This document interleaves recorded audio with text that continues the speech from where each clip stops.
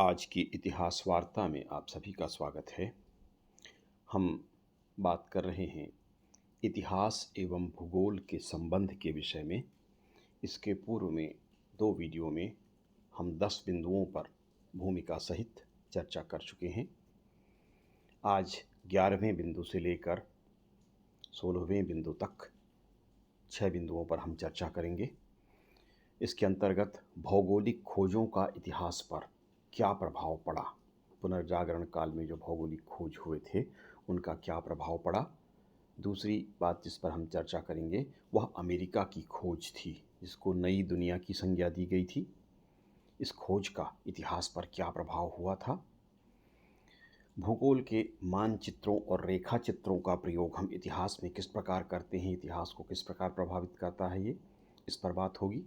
भौगोलिक ज्ञान से किस प्रकार से ऐतिहासिक विजय प्राप्त की जाती है, जिनको भूगोल का ज्ञान था, जिन शासकों को, वो किस प्रकार सफल हुए, उस पर बात करेंगे। और अमेरिकी स्वाधीनता संग्राम की जो भौगोलिक पृष्ठभूमि थी, अमेरिकन लोग जीते थे, जॉर्ज वॉशिंगटन विजयी हुए थे, इसमें भौगोलिक भूमिका क्या थी, भूगोल के ज्ञान की क्या भूमिका थी, इस पर बात होगी।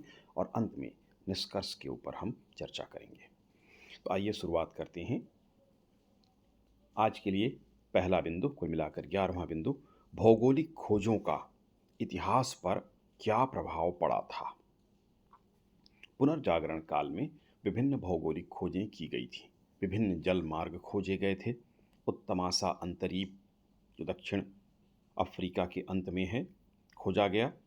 वास्को डी गामा जल मार्ग से भारत तक पहुंच गया था। मैगलेलन ने पृथ्वी का चक्कर लगाते हुए यह प्रमाणित कर दिया कि पृथ्वी गोल है और एक स्थान से चलने पर उसी स्थान पर अगर सीधी दिशा में चला जाए तो पहुंच सकते हैं। कुतुबनुमा का आविष्कार हो चुका था, दिशासूचक यंत्र का आविष्कृत कर लिया गया था। पृथ्वी का चक्कर लगाकर भी ये प्रमाणित हो गया था कि पृथ्वी गोल है। नई दुनिया खोजी गई थी, उस पर अलग से एक बिंदु के रूप में हम चर्चा करेंगे। तो इस तरह से बहुत सारे भौगोलिक खोज हो रहे थे और ज्ञान में अभिवृद्धि हो रही थी। इस तरह की जो भौगोलिक ज्ञान में वृद्धि हुई, भूगोल का ज्ञान हुआ, उससे क्या प्रभाव पड़ा, इतिहास में घटनाएं किस तरह से उससे प्रभावित हुई, उसकी हम चर्चा करेंगे। पहला उसका परिणाम हुआ था, इतिहास में हम देखते हैं कि विश्व व्यापार का विस्तार हो गया। इन खोजों का सीधा असर विश्व व्यापार पर हुआ। विशेषकर जल व्यापार इस समय होता था। थल मार्ग से पूरी तरह से पूरी दुनिया जुड़ी हुई नहीं थी, कई अवरोध उसमें आते थे। जल से सभी ओर से वह जुड़ा हुआ था और जल मार्ग में बड़ी बाधा ये आती थी कि दिशा भटक जाते थे, तो दिशा सूचक यंत्र खोज लिया गया। प्रैक्टिकली या व्यावहारिक रूप में मार्ग का ज्ञान इनको नहीं था। आप सभी जानते हैं कि समुद्र में यात्रा की जाए तो वहाँ पर कोई निशान नहीं होते, जैसे पेड़ों के निशान या किसी थल आकृतियाँ हों, उन आकृतियों के निशान, कुछ पहचान। समुद्र में लहरें एक समान होती हैं, पहचाना जाना संभव नहीं हो पाता। इस कारण से व्यापार करते हुए जो व्यापारी जहाज होते थे वो भटक जाया करते थे। अब कुतुबनुमा का दिशा सूचक यंत्र का आविष्कार कर लिया गया और यह भी प्रमाणित हो गया कि पृथ्वी गोल है। यदि वो गलत रास्ते पर बढ़ भी जाएंगे तो लगातार अगर बढ़ेंगे तो किसी न किसी थल तक वो अवश्य पहुंच जाएंगे। तो इन खोजों के कारण अब लोगों में साहस और उत्साह का संचार हुआ। एक दिशा में, एक निश्चित दिशा में कंपास लगाकर वो तय कर लेते थे कि इस तरह से यदि बढ़ा जाए तो हम इस स्थान पर पहुंच जाएंगे, और लगभग वहां पर वो पहुंचने लगे। तो इस तरह से भौगोलिक खोजों ने जल मार्ग को आसान कर दिया और इससे जल व्यापार, जल के माध्यम से व्यापार अत्यधिक बढ़ गया।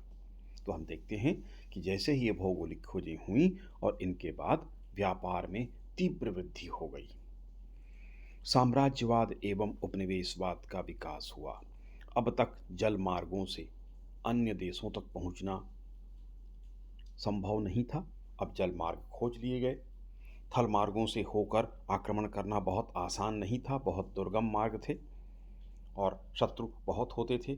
जल मार्ग, निश्चिंत होकर जल मार्ग में वो आगे बढ़ सकते थे, उन्हें रोकने वाला कोई नहीं था। तो जब ये भौगोलिक खोजें हुई तो उनका प्रभाव ये हुआ कि यूरोप के देशों ने, जिनके पास मानचित्र थे, जिन्होंने साहस किया था, जल यात्राएं की थीं, उन्होंने उपनिवेशों का विकास करना प्रारंभ किया। प्रारंभिक रूप से या तो वे धर्म के प्रचार के लिए गए थे, यूरोपियन देश के लोग, और या फिर व्यापार करने के उद्देश्य से एशिया, अफ्रीका आदि के मार्गों से एशिया, अफ्रीका तक वो पहुँचे। लेकिन वहाँ उन्होंने देखा कि वहाँ के लोग बहुत सीधे-साधे हैं और बड़े आसानी के साथ वहाँ पर राजनीतिक अधिकार स्थापित किया जा सकता है, तो ये अधिकार करना उन्होंने शुरू कर दिया एशिया और अफ्रीका के देशों में। इससे आप भली-भाँति परिचित हैं, किस प्रकार से एशिया में भारत हो, श्रीलंका हो, बांग्लादेश, इंडोनेशिया, इंडो चाइना का पूरा क्षेत्र था। इन पूरे क्षेत्र पर किस तरह से इन्होंने अपना उपनिवेश यूरोपीय देशों ने स्थापित किया था, इससे आप भली-भाँति परिचित हैं। तो साम्राज्यवाद या उपनिवेशवाद का विकास इन जल खोजों के साथ या भौगोलिक खोजों के साथ प्रारंभ हुआ। तीसरा प्रभाव इतिहास पर यह पड़ा था कि यूरोपीय शक्तियों में प्रतिस्पर्धा और युद्ध प्रारंभ हो गए। डच, पुर्तगाली, अंग्रेज, फ्रांसीसियों के बीच हम देखते हैं कि भीषण संघर्ष शुरू हो गए, प्रतियोगिता शुरू हुई, प्रतिस्पर्धा शुरू हुई, क्योंकि यही देश थे जो उपनिवेशवादी देश थे। प्रारंभ इन्होंने व्यापार से या धर्म प्रचार के नाम पर किया था, लेकिन धीरे धीरे राजनीतिक अधिकार, उपनिवेशों की स्थापना इन्होंने शुरू की। हम भारत में ही देखते हैं किस प्रकार से अंग्रेजों, फ्रांसीसियों, पुर्तगालियों, डचों के बीच संघर्ष की स्थितियां उत्पन्न हुई थी। स्पेन भी इसमें आगे था, आगे चलकर जर्मनी और इटली भी इसमें सम्मिलित हो गए, रूस भी इसमें सम्मिलित हो गया। तो इस तरह से यूरोपीय शक्तियों में प्रतिस्पर्धा का जन्म हुआ। इन भौगोलिक खोजों के कारण इनके व्यापारिक और राजनीतिक हित एक दूसरे से टकराने लगे और प्रतिस्पर्धा और युद्ध का जन्म हुआ। राष्ट्रीय राज्यों का उदय हुआ। जब उपनिवेशों और व्यापार के विकास की बात आई, तो उसके लिए आवश्यक था कि राज्य कैसा हो, राष्ट्रीय हो, एक राजा हो, एक भाषा हो, शक्तिशाली हो। इसके नाम से राष्ट्रीय राज्यों की अवधारणा का विकास हुआ। साम्राज्यवादी, उपनिवेशवादी और व्यापारिक प्रतिस्पर्धा के लिए सशक्त राष्ट्र की आवश्यकता थी और इसके लिए राष्ट्रीय राज्यों की आवश्यकता थी कि राष्ट्रीय एकता हो, राजा शक्तिशाली हो, सेना शक्तिशाली हो। इस तरह की प्रवृत्ति बढ़ी और यूरोप में राष्ट्रीय राज्यों के उदय प्रारंभ हो गए। इन सब की जानकारी के लिए भूगोल की जानकारी होना आवश्यक है, भौगोलिक स्थितियों की जानकारी होना आवश्यक है। तभी हम इस तरह से समझ सकते हैं कि ये जो बड़ी घटनाएं हुई थी, इनके पीछे किस प्रकार से भूगोल या भौगोलिक कारण जिम्मेदार थे। इसके बाद पुनर्जागरण हुआ, उसमें भी इन भौगोलिक खोजों का योगदान महत्वपूर्ण था। यद्यपि यह एकमात्र कारण नहीं था, लेकिन भौगोलिक खोजों ने, आविष्कारों ने पुनः जागरण में बड़ी मदद पहुंचाई, क्योंकि प्राप्त भौगोलिक ज्ञान का प्रयोग कर यूरोपीय देश, व्यापारी एवं खोजकर्ता विभिन्न देशों तक पहुंच गए। वहाँ की स्थितियों का उन्होंने आकलन किया, ज्ञान प्राप्त किया, वहाँ पर अधिकार किया और व्यापार में अत्यधिक लाभ की संभावना उन्होंने देखी। वापस लौटे अपने देश में और उन्होंने पुनर्जागृति फैला दी। स्वाभाविक रूप से एक स्थान पर लगातार यदि कोई व्यक्ति रहे, कोई जाति रहे, तो उसका विकास अवरुद्ध होता है, किंतु यदि कोई जाति अन्य देशों तक लगातार भ्रमण करे तो उसके ज्ञान में वृद्धि होती है। और इन्होंने जो ज्ञान प्राप्त किया, उस ज्ञान को उन्होंने यूरोप में फैलाया। अंधविश्वास का अंत हुआ। जैसे पहले अंधविश्वास था कि पृथ्वी चपटी है, उनको ये भी गुरुत्वाकर्षण का भी स्पष्ट ज्ञान नहीं था। यदि वो आगे बढ़ेंगे तो एक स्थान पर कहीं जाकर नीचे गिर न जाएं या भटक जाएंगे, कहाँ तक विस्तार है पता नहीं था। तो बहुत सारे अंधविश्वास थे, पृथ्वी चपटी होने का ही जैसे।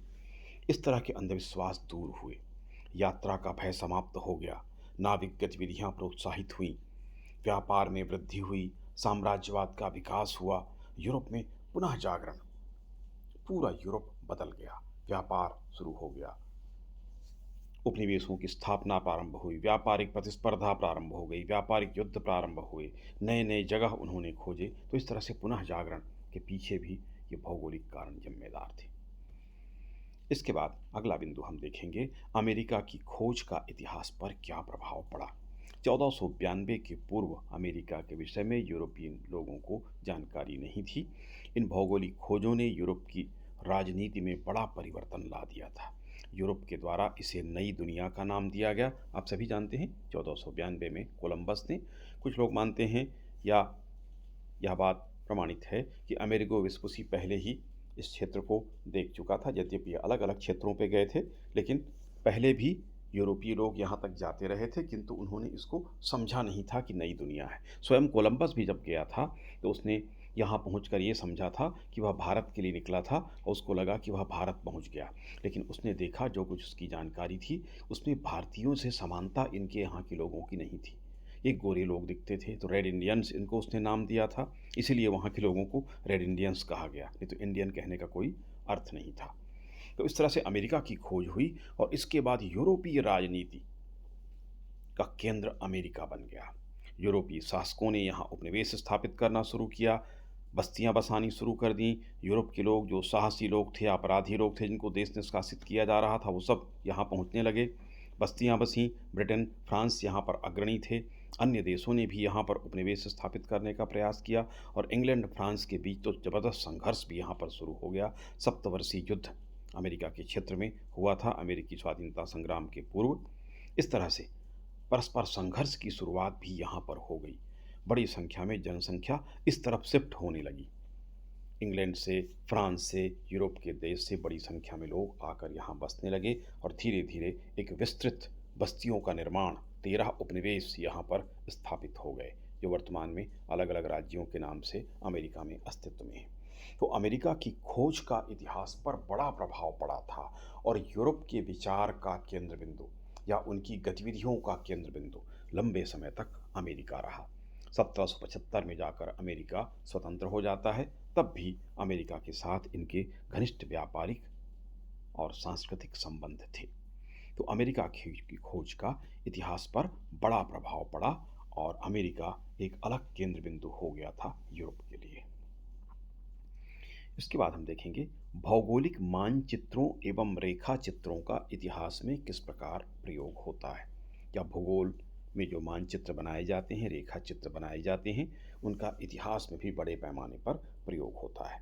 इतिहास के अध्ययन को आसान बनाने हेतु भौगोलिक मानचित्रों एवं रेखा चित्रों का प्रयोग किया जाता है। इन मानचित्रों के माध्यम से किसी भी घटना को आसानी से समझाया जा सकता है। जैसे किसी आक्रमणकारी, किसी ने आक्रमण किया, जैसे सिकंदर ने भारत पर आक्रमण किया, मोहम्मद गोरी ने आक्रमण किया, गजनबी ने आक्रमण किया, हूणों ने, शकों ने, कुषाणों ने, जिन्होंने भी भारत पर आक्रमण किया, उनके आक्रमण के मार्ग को नक्शे में या मानचित्र में प्रदर्शित किया जा सकता है। भारत में मुस्लिम आक्रमणकारी आए थे, उनका अरबों का आक्रमण, मुगलों का आक्रमण, अफगानों का आक्रमण, सिकंदर का आक्रमण, या विदेशी यात्रियों के यात्रा पथ को, यात्रा के मार्ग को, जैसे फाहियान, ह्वेनसांग, इत्सिंग, या जितने भी यूरोपीय यात्री भी आए थे, उनका मार्ग किस प्रकार से था, किस मार्ग से कैसे पहुँचे, इनको आसानी से नक्शे के माध्यम से समझा जा सकता है। समुद्रगुप्त की विजय यात्रा, राजाओं ने जो विजय यात्रा की थी, सल्तनतकालीन शासकों के द्वारा इस तरह दक्षिण भारत में अभियान किया गया था, इनको मानचित्रों के माध्यम से बताया जा सकता है। राज्यों की सीमा को प्रदर्शित किया जा सकता है। विभिन्न युद्धों को रेखा चित्रों के माध्यम से बताया जा सकता है कि एक राजा की सेना कहाँ पर थी, राजा कहाँ पर था, प्रमुख प्रमुख सेनापति कौन थे, वाम पक्ष में कौन था, कहाँ पर खड़े थे, दक्षिण पक्ष, मध्य पक्ष, तुलगमा पद्धति अगर प्रयोग किया गया, संरक्षित सेना अगर रखी गई तो कहाँ रखी गई, तोपखाना यदि था तो कहाँ पर था, घुड़सवार कहाँ पर थे, पैदल सैनिक कहाँ पर थे, किस तरह की व्यूह रचना की गई थी। व्यूह रचना इसको कहा जाता है, किस तरह से की गई थी, इसको रेखा चित्र के माध्यम से विद्यार्थियों को आसानी से समझाया जा सकता है। इस तरह का विवरण देने पर, एक चित्र के माध्यम से उसके सामने रखने पर, वह आसानी से इनको समझ सकता है।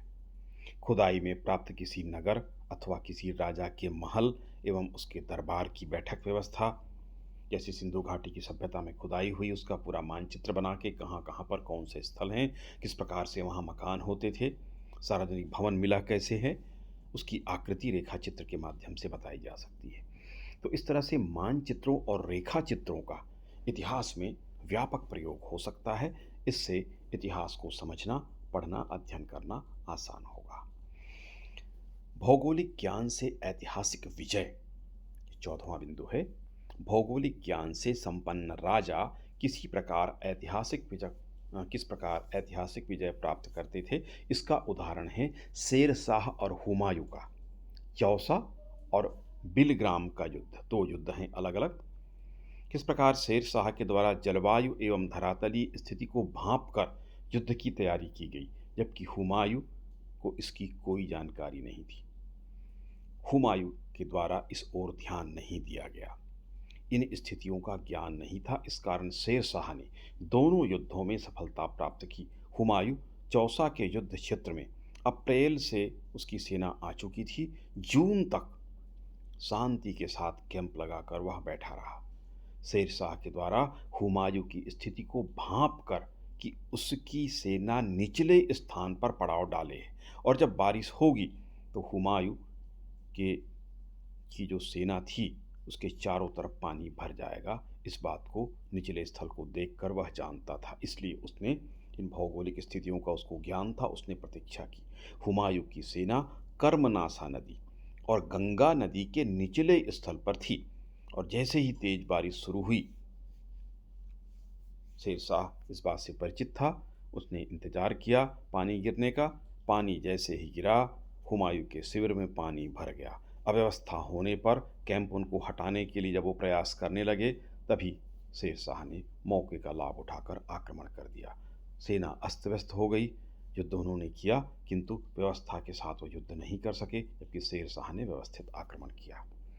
न केवल एक युद्ध में बल्कि दूसरे युद्ध में बिलग्राम में पुनः इसी प्रकार की स्थितियां निर्मित हुई। इससे आप समझ सकते हैं कि भूगोल का ज्ञान न होना किसी राजा के पराजय का कारण बन गया। फिर से वही स्थिति हुई। निचले स्थान पर हुमायूं सेना लेकर रुका रहा। फिर वही जून का समय आया और पुनः उसी स्थिति को दोहराया गया। हुमायूं ने भौगोलिक ज्ञान का लाभ नहीं लिया, उसको जानकारी ही नहीं हुई और पुनः उसको पराजित होना पड़ा। इस प्रकार से कुछ समय के लिए भारत में हुमायूं के काल में मुगल साम्राज्य का अंत हो गया और शेर शाह ने अफगान शासन भारत में स्थापित किया। तो इस तरह से आप देख सकते हैं कि भूगोल का ज्ञान अगर हो तो किस तरह से उसका उपयोग करके इतिहास को प्रभावित किया जा सकता है या सफलता प्राप्त की जा सकती है। इसी प्रकार से रूस में हम देखते हैं, नेपोलियन बोनापार्ट ने जब यहाँ पर आक्रमण किया था तो रूस के जार ने ठंड के आने का इंतजार किया, युद्ध करता गया और धीरे धीरे उसकी सेना साइबेरिया के क्षेत्र में पीछे हटती गई। नेपोलियन को रूस की भौगोलिक स्थितियों का ज्ञान नहीं था। रूस का जार कहा करता था कि मेरे ऐसे दो सेनापति हैं जो कभी पराजित नहीं हो सकते। एक का नाम जनवरी है, दूसरे का नाम फरवरी है। ये कभी भी पराजित नहीं होंगे। और क्योंकि यह भौगोलिक ज्ञान उसको था कि भीषण ठंड वहाँ पे पड़ती है, इसका ज्ञान नेपोलियन बोनापार्ट को नहीं था। उसकी सेना आगे बढ़ती गई। जैसे ही ठंड की शुरुआत जनवरी और फरवरी का समय आया, रूस के जार की सेना ने जहाँ थोड़ा बहुत पानी था उसमें जहर मिलाया, जो कुछ घास और वो थे उनको समाप्त किया, आग लगा दी। भयंकर ठंड थी। इस ठंड में नेपोलियन की सेना ठिठुर कर मरने लगी, घोड़े मरने लगे, हाथ पैर इनके गलने लगे। और जो उसकी भीषण सेना, बड़ी सेना थी जो भीषण युद्ध करती थी, प्रशिक्षित सेना थी, किंतु उसे ठंड के कारण ध्वस्त हो जाना पड़ा। और एक तरह से बिना युद्ध किए जार ने अपने भौगोलिक ज्ञान के माध्यम से नेपोलियन को परास्त कर दिया और इसके बाद ही नेपोलियन का पतन प्रारंभ हुआ। तो इस तरह से हम देखते हैं इन दो उदाहरणों से, एक रूस के जार के द्वारा और एक हमने देखा शेर शाह और हुमायूं के युद्ध में। इस तरह कई उदाहरण इतिहास में हमको देखने को मिलते हैं। अमेरिकी स्वाधीनता संग्राम का भौगोलिक परिप्रेक्ष्य, ये इसी प्रकार जो हमने रूस के इसमें देखा, प्रथम और द्वितीय विश्व युद्ध में भी रूस ने इसी तरह से कार्य किया था। प्रथम और द्वितीय विश्व युद्ध में भी उसकी सेना ने युद्ध किया था पीछे हटते हुए, और हिटलर की सेना, उसके पहले प्रथम विश्व युद्ध की सेना जो जर्मनी की थी, उसको मजबूर कर दिया था ठंड के सामने। तो ये भौगोलिक स्थिति के ज्ञान का असर होता है।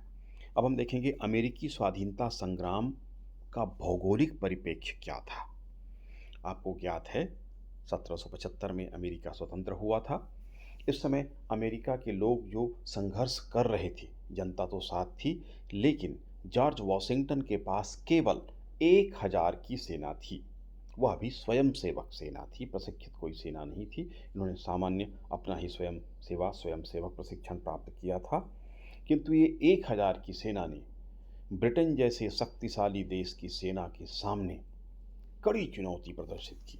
छापामार रणनीति का इन्होंने प्रयोग किया, क्योंकि इनकी सेना छोटी सी, 1000 की सेना अगर ब्रिटेन की सेना के समक्ष आती तो एक बार में पराजित हो जाती। किंतु इन्होंने भौगोलिक स्थितियों का लाभ उठाया, क्योंकि पूरे अमेरिका के भौगोलिक स्थिति का ज्ञान इनको था।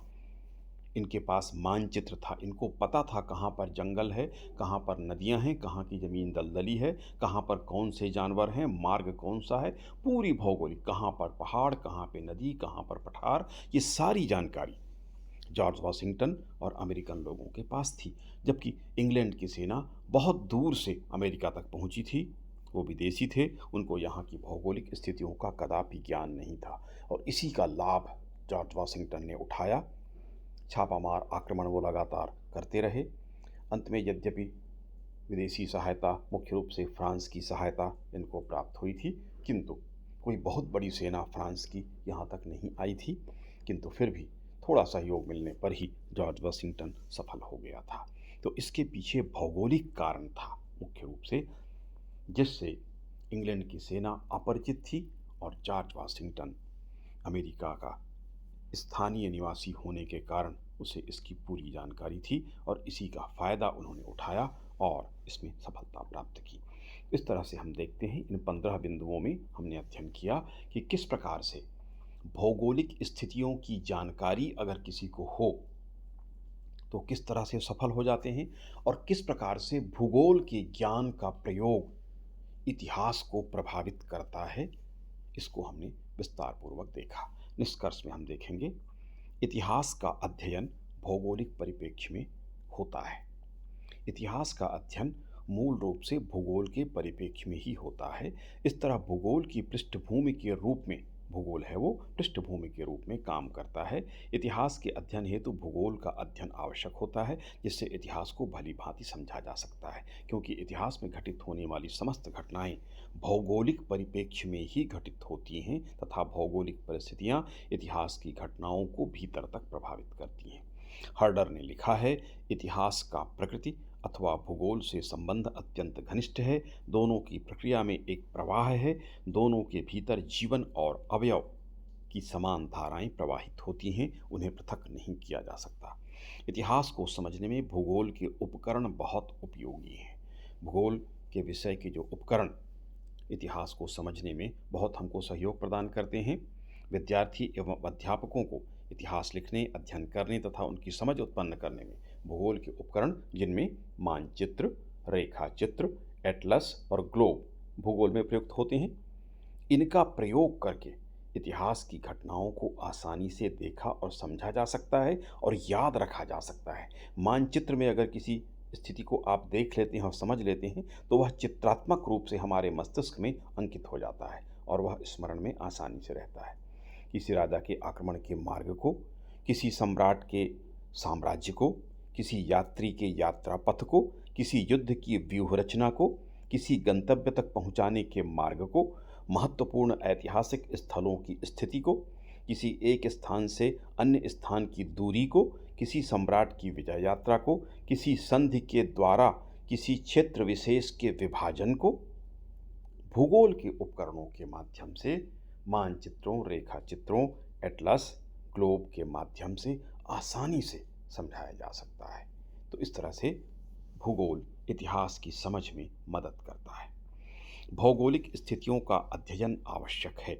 किसी भी देश के इतिहास को जानने के पूर्व उसके भूगोल को समझना ज़रूरी होता है, तभी उस देश के इतिहास को भली प्रकार समझा जा सकता है। जब भी हम किसी देश के इतिहास का अध्ययन प्रारंभ करते हैं तो सबसे पहले उस देश के भूगोल की चर्चा होती है। कहाँ से कहाँ तक ये देश व्यापक है, कौन से पहाड़, कौन सी नदियाँ हैं, किस प्रकार की भौगोलिक स्थिति है, ये परिचय में ही हम इतिहास के इस बात का अध्ययन करते हैं। इसी से स्पष्ट हो जाता है कि किस तरह से भूगोल और इतिहास का संबंध है।